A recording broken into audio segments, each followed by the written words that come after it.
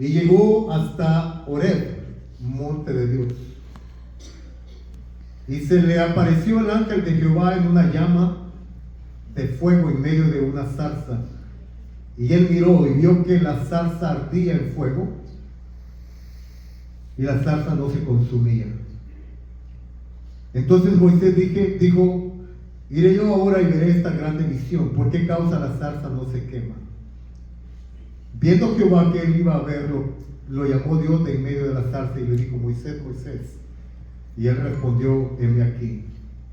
Y dijo, no te acerques, quita tu calzado de tus pies, porque el lugar en que tú estás, tierra santa es. Habían pasado más de 40 años. Todos sabemos, por lo menos, las cosas básicas de la vida y la historia de Moisés, niño judío, hebreo, que nace en un país que no era el de él, nació en Egipto, en tiempos muy difíciles, mucha persecución, tiempos de esclavitud para el pueblo de Israel dentro de Egipto, tiempos de mucho sufrimiento, de mucho dolor, tiempos donde sembraban mucho pero no recogían nada, trabajaban arduamente, pero parece ser que todo lo que echaban en sus canastas tenían, en sus sacos tenían solturas por abajo, estaban rotos y no podían ver absolutamente nada beneficioso para sus vidas.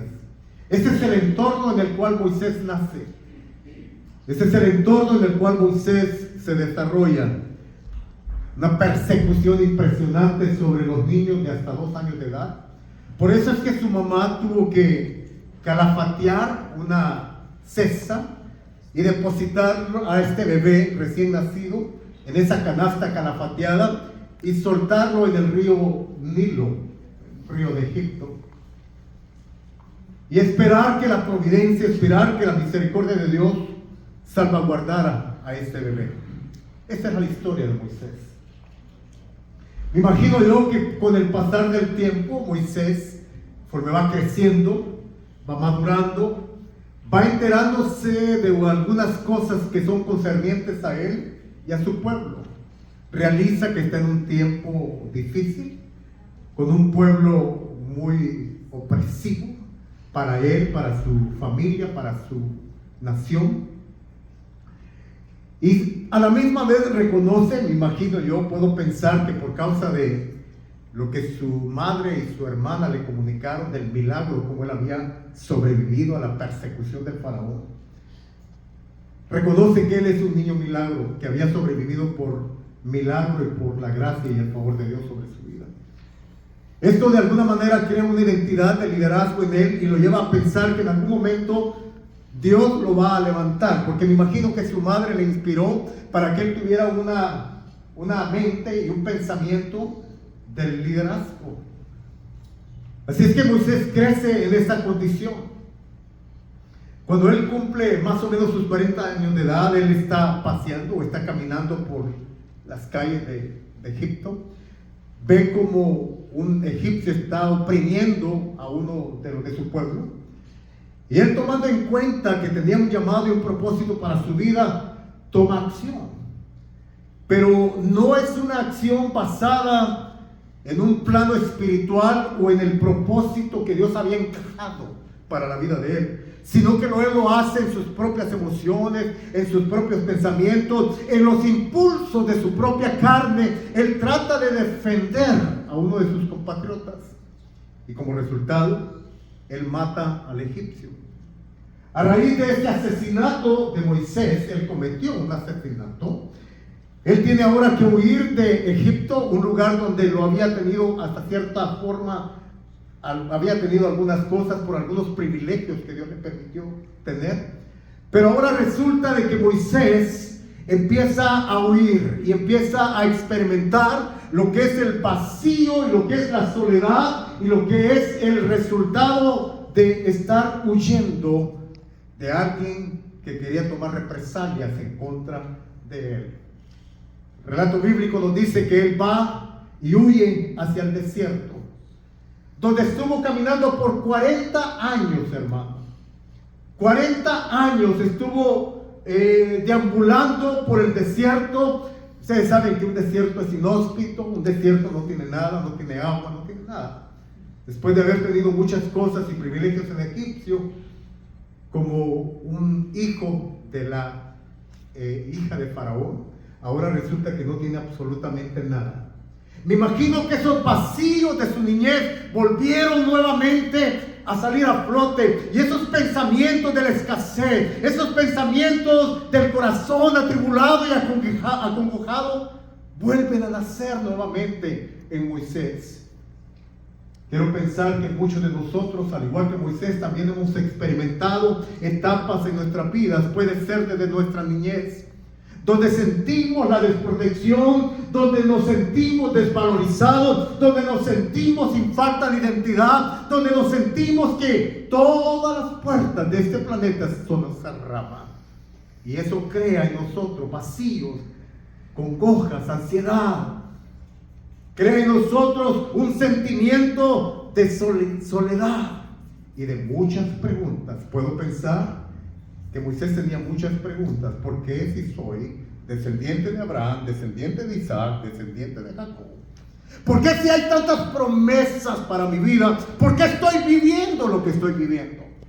¿Por qué mi vida no encuentra un rumbo, no encuentra una dirección? Ayer nos hablaban de que el hombre debe tener metas y dirección, pero hay momentos en la vida que por más que buscamos una dirección, por más que indagamos cuál es el camino que debemos de transitar, parece que todo está opaco, oscuro, y la panorámica de vida se vuelve tan gris que no sabemos qué hacer. Puedo pensar que Moisés en esta ocasión estaba experimentando nuevamente lo que sintió: la soledad, el vacío, la preocupación, el miedo, la angustia, la congoja, que no sabía qué iba a suceder con su vida. 40 años, se dice fácil, pero no lo es.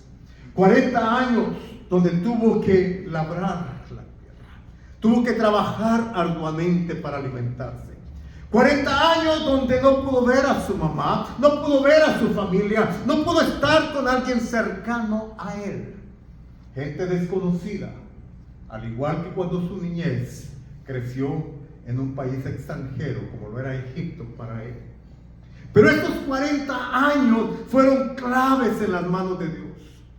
Y muchas veces no entendemos por qué Dios permite persecución en nuestras vidas. Muchas veces no entendemos el por qué las puertas se nos cierran. A veces no entendemos el por qué las situaciones de la vida, si somos gente buena, no le hacemos daño a no le hacemos ningún daño a nadie, si tenemos promesas de Dios, si voy a la iglesia, doy mi ofrenda, doy mi diezmo, yo oro, no le hago daño a nadie, ¿por qué no me va bien en la vida? Imagino que esas eran las preguntas de Moisés. Si soy descendiente de judíos, pueblo bendecido, el pueblo bendecido por Dios, ¿por qué no me está yendo bien? Ahí estaba Moisés, 40 años, que eran claves, insto y repito esto, en las manos de Dios. ¿Para qué Dios permite que vayamos al desierto? ¿Por qué Dios permite que muchos de sus hijos y de sus hijas entremos en este territorio inhóspito, donde no hay nada, donde lo único que hay son preguntas, donde lo único que hay es una desesperación que agobia fuertemente nuestras almas? Una desesperación que nos lleva a quebrantarnos, a llorar desesperadamente, a indagar: Dios, ¿dónde estás tú? ¿Por qué me has abandonado?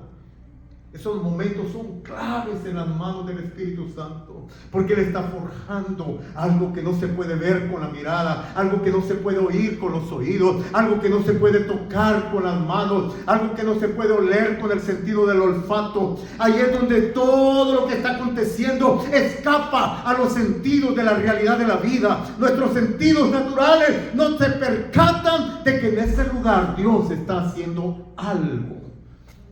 Pero muchos de nosotros no podemos ver Eso es espiritual, porque exactamente es eso. Es algo espiritual. Sí, mis hermanos. Allí en el desierto, este hombre llamado Moisés fue arrinconado por Dios. Allí en ese desierto es donde Dios tuvo que desplumar toda la naturaleza adámica que Moisés traía. Allí en ese desierto es donde el Espíritu Santo empezó a hablarle misterios al corazón de este hombre, que posteriormente le iban a ser muy útiles cuando tenía que liderar a casi 4 millones de israelitas. A los tuvo que sacar con mano de Moisés, dice la Biblia.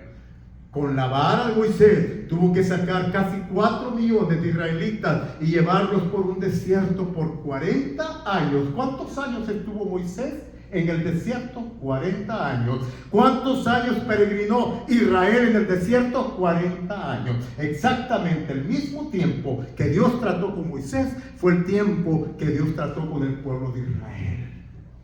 Dios no se equivoca con el tiempo. ¿Cuántos dicen amén? Dios sabe por qué permite cosas que no entendemos. Dios sabe por qué atravesamos túneles tan oscuros donde no se ve nada. Dios sabe porque a veces hay tormentas en nuestras vidas que nos agobian. Dios lo sabe. Nosotros no lo podemos entender con lo natural, con la mente natural, pero el Espíritu de Dios está trabajando en nuestras vidas y nos está preparando para que entremos a un territorio donde no vamos a actuar en nuestra propia naturaleza humana, sino donde Dios va a ser el que va a trabajar en nuestras vidas. A mí me llama mucho la atención Éxodo capítulo 3. Porque en ese capítulo es el capítulo donde Dios se le revela a este hombre. Es impresionante. ¿Era judío? Sí. ¿Era hebreo? Sí. ¿Tenía promesas en Abraham, Isaac y Jacob? Sí. ¿Había oído de Dios? Sí. ¿Había visto milagros de Dios? Sí. ¿Le había salvado Dios? Claro que le salvó cuando era un niño. ¿Pero le conocía? No. No, porque no es suficiente lo que nos dicen acerca de Dios. No es suficiente la religión que mi papá y mi mamá me enseñó. Tiene que haber un momento en el cual el Dios del cielo se quiere revelar de una manera personal a nuestras vidas. ¿Cuántos dicen amén? Y ahí en el capítulo 3 es el capítulo donde Dios se le revela a Moisés. Y Dios se da a conocer a Moisés. Me llama mucho la atención que no lo hace en un ámbito muy natural, que digamos. Porque mire usted, leamos la historia nuevamente. Mientras él estaba apacentando las ovejas de Jetro, su suegro sacerdote de Madián, llevó las ovejas a través del desierto y llegó hasta Horeb, monte de Dios. Llegó hasta el monte de Dios, pero no sabía que estaba en el monte de Dios. Mucha gente viene a la iglesia a encontrarse con un Dios que no conocen y están en un terreno que le llamamos el terreno de Dios, pero no saben qué es el terreno de Dios. Y por lo consiguiente, cuando no se tiene ese conocimiento de que está en tierra de Dios y que está frente a un Dios verdadero, todo lo que está experimentando es religiosidad, parecido a lo que nos sucede en nuestras reuniones. Muchas veces vamos a la iglesia porque papá nos lleva, porque mamá nos lleva, porque la esposa nos lleva. ¿Cuántos dicen amén? Bueno, cambiémosle para que no se enoje cuando las esposas llevan a las esposas. Pero, a ver, voy a hacer una pregunta rapidito, un paréntesis. ¿Por qué vienes a la iglesia? ¿Qué es lo que te motiva a venir a la iglesia? ¿Por qué dejaste de estar en tu cama esta tarde tomándote tu chocolatito, abuelita caliente? Y te viniste a la iglesia con el frío que hay ahorita aquí en el South Bay. ¿Qué te impulsó a venir a la casa del Señor en esta noche? Esta noche estamos teniendo un encuentro. Yo puedo sentir todavía, estoy de acuerdo contigo, hermano. Ahorita que estabas hablando, yo decía, Dios, dale más a Eric, porque no eras tú, brother. No eras tú, era el Espíritu Santo que te quiere usar y te quería usar. Rompiendo todos los patrones de la religiosidad. y del culto formalista que hemos creado nosotros. Yo tenía ganas de correr al altar. Yo decía que sí, Ramón, no pares, hermano. Sí, el tiempo no importa. Cuando estamos en la presencia de Dios, lo único que queremos es entrar en el terreno de la zarza, y nos llama la atención Dios, como en el caso de Moisés. Hay una zarza, está encendida. A ver, ¿qué es lo que está sucediendo? Dios, déjame ver un poco más. ¿De qué se trata esa visión que me estás dando, Dios?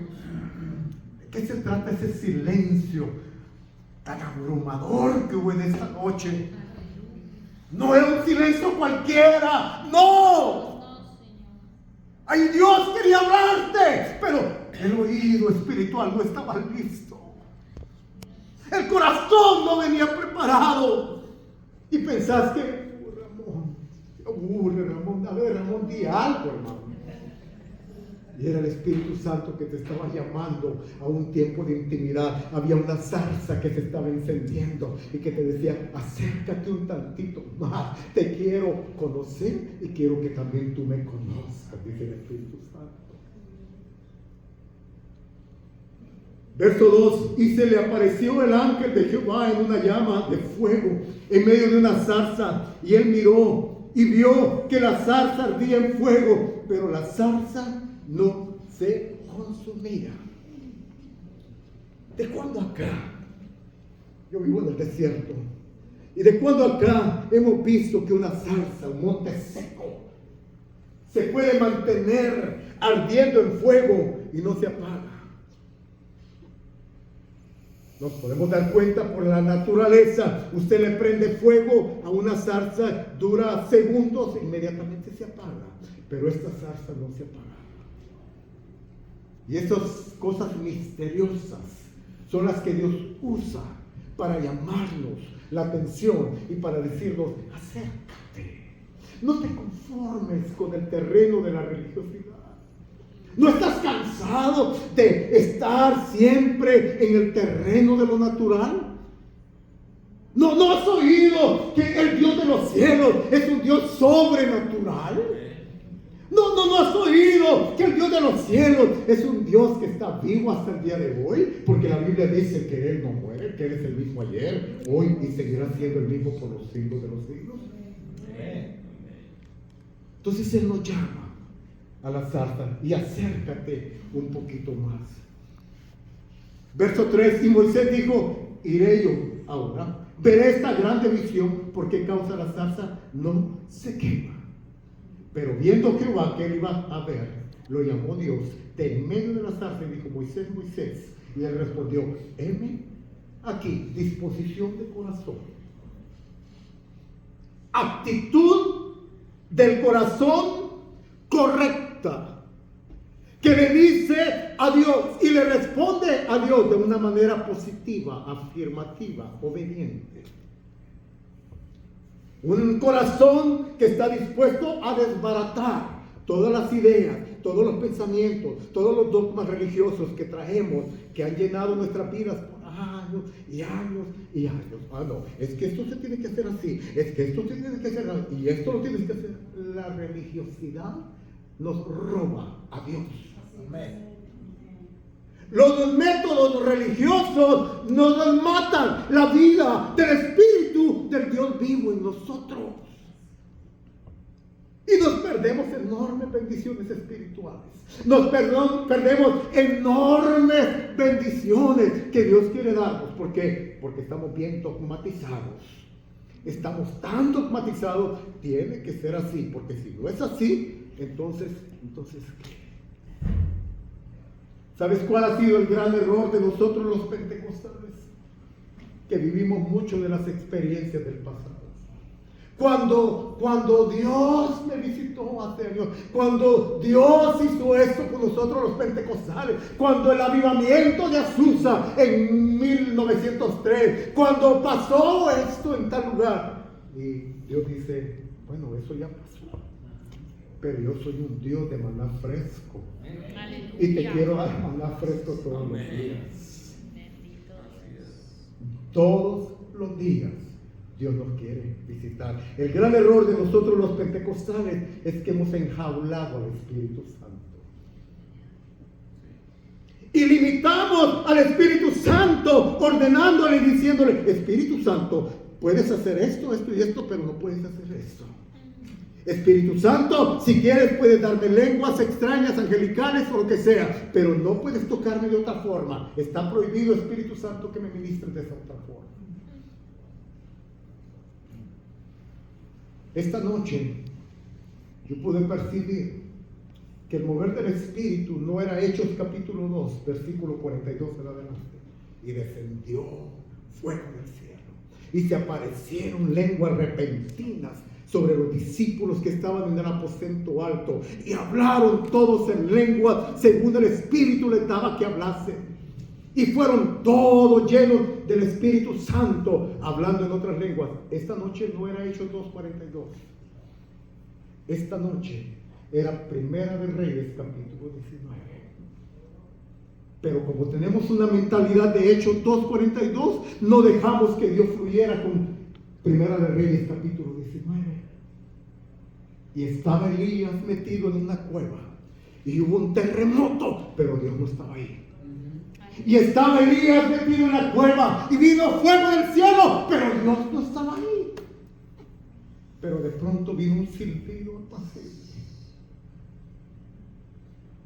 Vino un viento, empezó a soplar, pero de una manera tan suave, en el entorno de un silencio sepulcral, donde no se escuchaba absolutamente nada.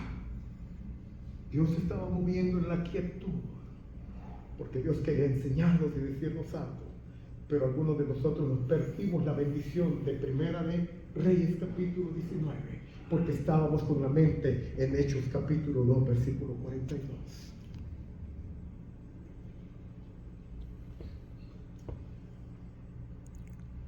Verso 5: y dijo Dios a Moisés: no te acerques, quita tu calzado de tus pies, porque el lugar en que tú estás, tierra santa es. Palabra tierra santa, lugar especial, tierra apartada exclusivamente para la manifestación de la presencia del Espíritu Santo. Santo, Kadesh, lugar exclusivo donde Dios se quiere manifestar. Un lugar donde Dios se quiere dar a conocer. Una tierra donde Dios quiere desnudarse y quiere enseñarnos quién verdaderamente Él es. Pero para eso, tres cosas rápidamente. Y con esto voy a terminar mi pensamiento esta noche. Número 1, de acuerdo al versículo 5, quita tu calzado de tus pies. En la tradición hebrea judaica, el calzado tiene una representación simbólica impresionante. El calzado para los hebreos tiene mucho significado, muy profundo. Significa sus caminos, su propia vida, cómo la transitan. El calzado ellos lo utilizan como una bendición, pero también lo utilizan como una vergüenza. De hecho, cuando quieren humillar a alguien en el Medio Oriente, se quitan sus sandalias y empiezan a pegar con la sandalia, con el calzado, a golpear. Eso es una humillación enorme. Dios está diciéndonos: espérate tantito. Primero reconoce que estás en un lugar especial. Es mi territorio, dice Dios. Es tierra santa, es tierra Kadesh. Es un lugar exclusivo para la presencia mía, dice Dios. Entonces, número 1, deja de transitar tu propio camino. Deja de tratar de hacer las cosas a tu manera. Entiende que yo quiero trazar un camino nuevo, diferente, de bendición, de prosperidad, de éxito para ti. Pero mientras tú o yo estemos empecinados en caminar nuestro propio camino y seguimos con nuestro propio calzado, haciendo nuestra propia voluntad, haciendo nuestras propias decisiones, viviendo la vida como yo quiero, entonces Dios se hace a un lado y dice, muy bien, hijo, ¿es lo que quieres? Adelante. Pero después no te quejes cuando no veas los resultados que estás buscando. Después no me culpes por ese camino que estás transitando, porque hay mucha tendencia en nosotros los humanos, los cristianos, que hacemos nuestras propias decisiones, transitamos nuestro propio camino, vivimos como queremos, las cosas nos salen mal, entonces después le culpamos a Dios. ¿Por qué me abandonaste, Dios? ¿Por qué no hiciste este milagro? ¿Me dejaste hacerlo?, dice Dios. ¿Caminaste como yo quería que caminaras? ¿Viviste de acuerdo a mis caminos? ¿No te has dado cuenta que tus caminos son más pequeños que los nuestros? Dice la palabra de Dios. Así como los cielos son más altos que la tierra, así, dice Jehová, mis caminos son más altos que vuestros caminos. Pero muchas veces nosotros nos creemos más sabios que Dios. Y decidimos transitar nuestros propios caminos. Número dos.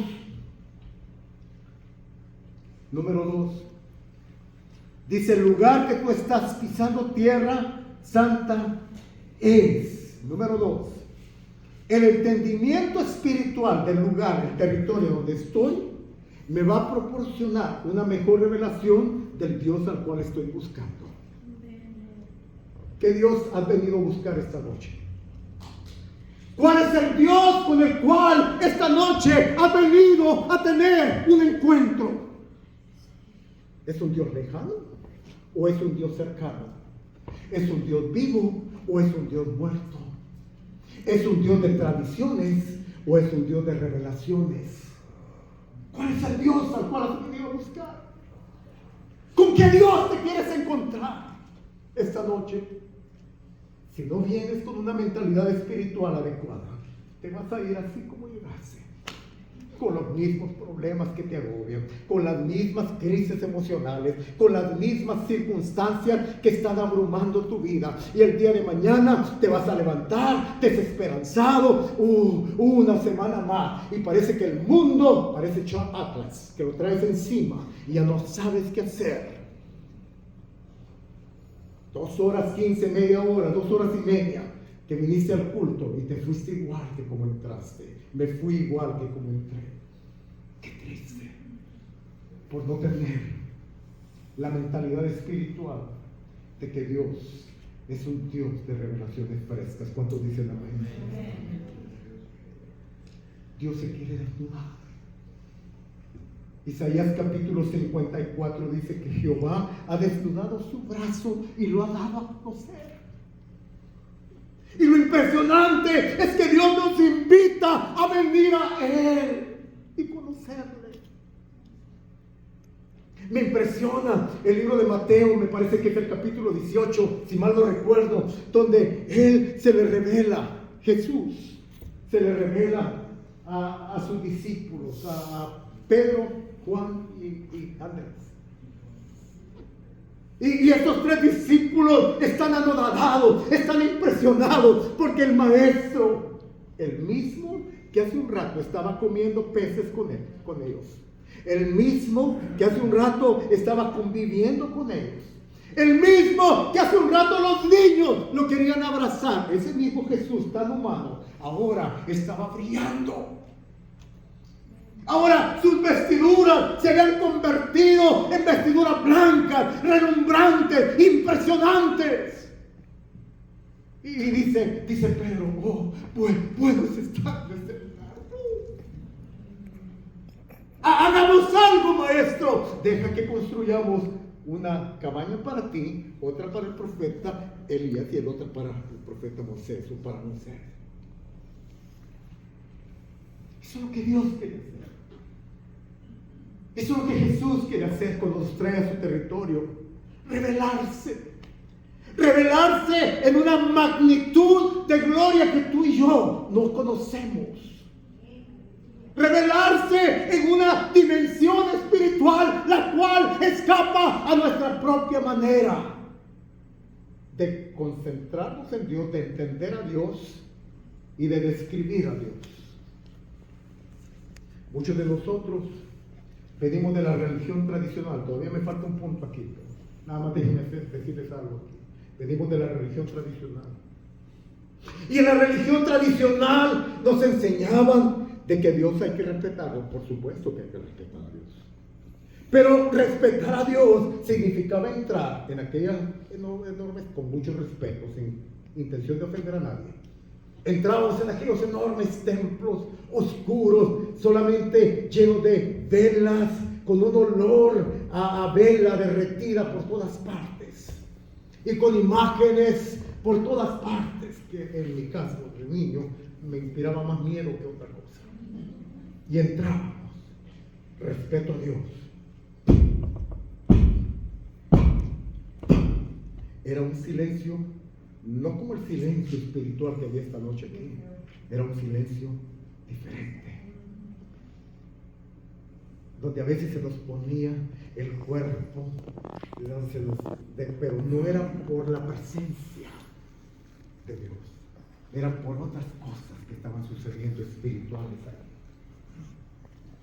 ahí. Y muchos de nosotros nos quedamos con esa idea. No aplaudas, no levantes tu voz, no hagas esto, cuidadito, vas a despertar a Dios y si lo despiertas te va a hacer un desastre impresionante. Tranquilo, mejor así, calladito. Pero ¿cuántos saben que así como a Dios le gusta el silencio, también le gusta la bulla? Amén.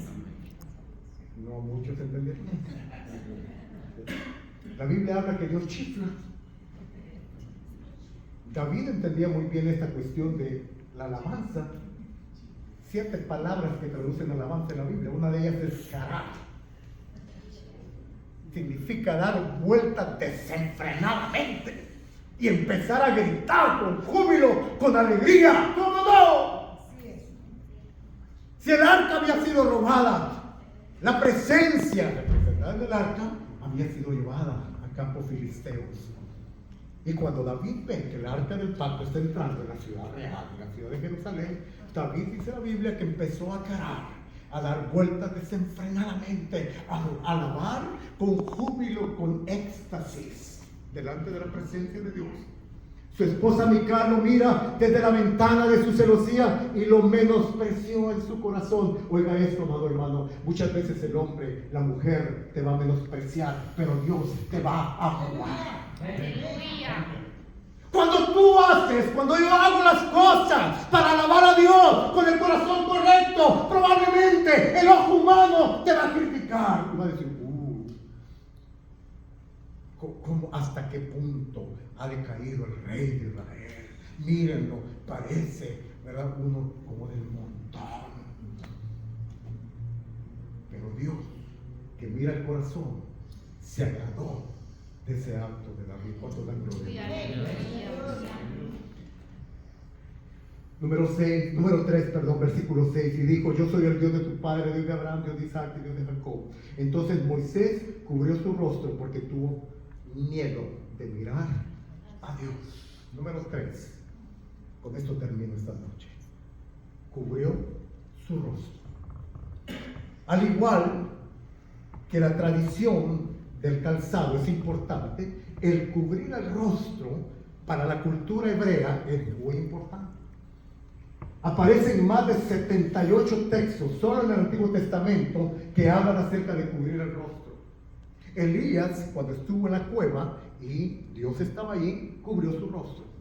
Moisés, cuando estaba en el desierto, bajo la manifestación de la zarza encendida, tuvo miedo y cubrió su rostro. Y hay 78 versículos que hablan en el Antiguo Testamento de cubrir el rostro. Isaías capítulo 6, en la visión celestial, donde hay 6 ángeles, 6 querubines, 2 vuelan, ¿no? 2 cubren sus pies y 2 cubren sus rostros. ¿Por qué? ¿Por qué cubrir el rostro? De acuerdo a la tradición hebrea y de acuerdo a la palabra del Antiguo Testamento, nadie puede ver a Dios y sobrevivir. Por eso es que Moisés, entendiendo que aunque estaba en un terreno de revelación, no estaba en un terreno de gracia, todavía estaba en un terreno de ley. Por eso es que Moisés tuvo que cubrir su rostro. Por eso es que Elías, aunque era un gran profeta de Dios, tuvo que cubrir su rostro. Pero nosotros hoy en día tenemos la bendición de que estamos en el territorio de la gracia. ¡Aleluya!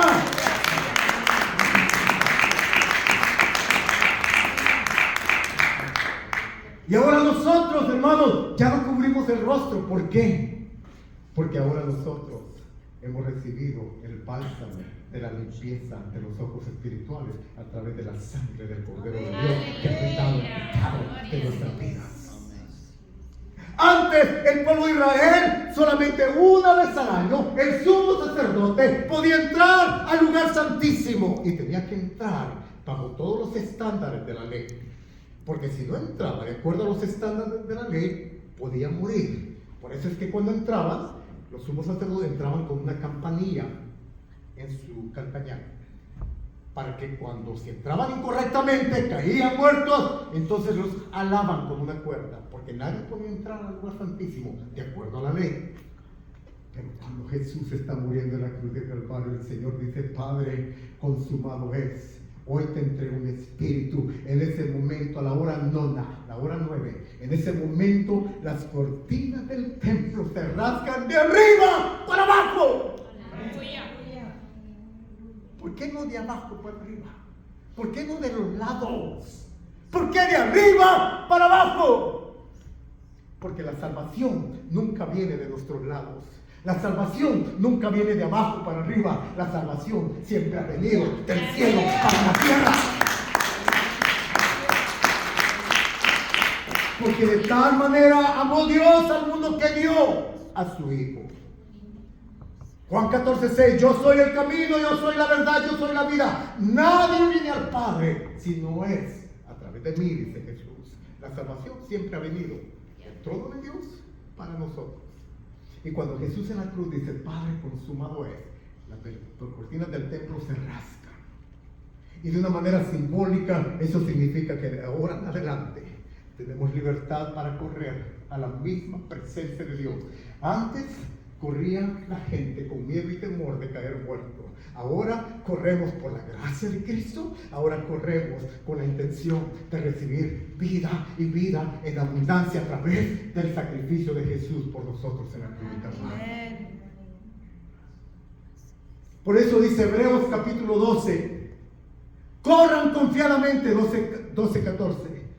Corran confiadamente al trono de la gracia y hallen oportuno socorro para vuestras almas. Esta noche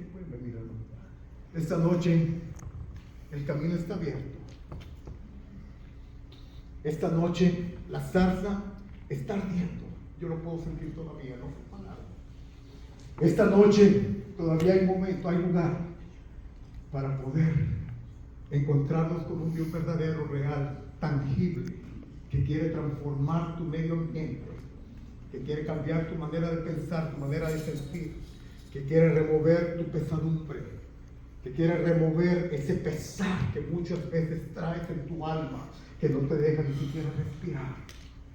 Quiere remover esos pensamientos que te atribulan, que no te dejan descansar, que te roban la paz interior. Esta noche la Biblia dice en Hebreos capítulo 12: corran confiadamente. ¿Sabe lo que es correr confiadamente? Sin pena, sin ningún tipo de vergüenza, sin culpabilidad. ¿Sabe lo que nos roba la presencia de Dios? Muchas veces la culpabilidad. Es que este día no me porté bien. Es que este día me eché un ramo con el esposo o con la esposa. Es que este día hice esto, este día dije una mentira. Y la culpabilidad no te deja, no me deja entrar al lugar santísimo. Pero dice Dios: corre, pero corre confiadamente, con confianza, sin pena, sin vergüenza. ¿A dónde? Al trono de la gracia. No es un trono de juicio, no es un trono de condenación, no es un trono donde Dios te va a imponer castigo y culpabilidad y te va a decir: eres un malvado, eres un esto, eres... No. Dice el escritor de Hebreos: corre confiadamente al trono de la gracia para hallar oportuno socorro. Lo que no encontraste allá afuera, lo que no te pudo dar nadie allá afuera, el oportuno socorro. Estás enfermo, fuiste al médico, no te da un diagnóstico, ven a buscar el oportuno socorro. Tienes una situación económica que te está abrumando, el banco no te quiso dar el préstamo, la tarjeta de crédito se te bloqueó, no tienes acceso a un crédito, corre al trono de la gracia. Tienes un problema familiar que está llenando tu alma de pesadumbre, que te está agobiando, que no te deja vivir tranquilo. Corre al trono de la gracia en esta noche. No te vayas como viniste. ¿Qué es lo que te está dañando tu alma, tu espíritu, tu corazón? Ven, entrégale esta carga al Señor. Primera de Pedro, capítulo 5, versículo 7. Traed todas vuestras cargas sobre mí, dice el Señor, porque yo tengo cuidado de vosotros. Toda tu carga.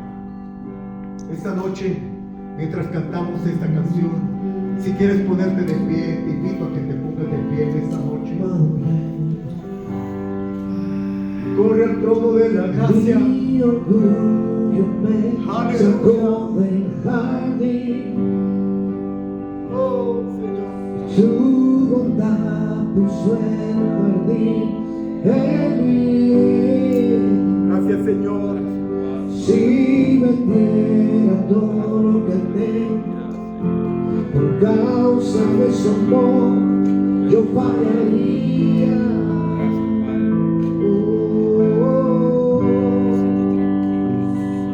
Porque su amor no se compra y ni se merece. Su amor es un regalo, de gracia se recibe. Porque su amor no se compra y ni se merece. Su amor es un regalo, de gracia se recibe.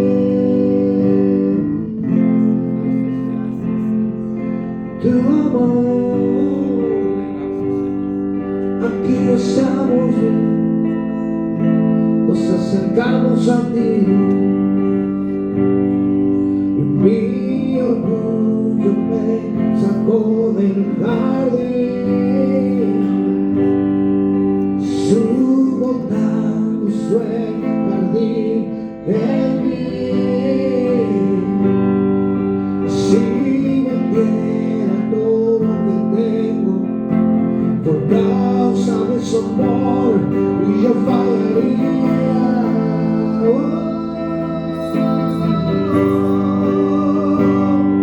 Porque su amor no se compra y ni se merece.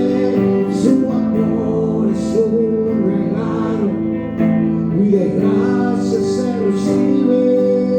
Porque su amor no se compra y ni se merece. Su amor es un regalo, de gracia se recibe. Yo quiero conocer a Jesús. Yo quiero conocer a Jesús esa noche, amado. Yo quiero conocer a Jesús. Quiero conocer a Jesús. Queremos conocerte más. Yo quiero conocer a Jesús.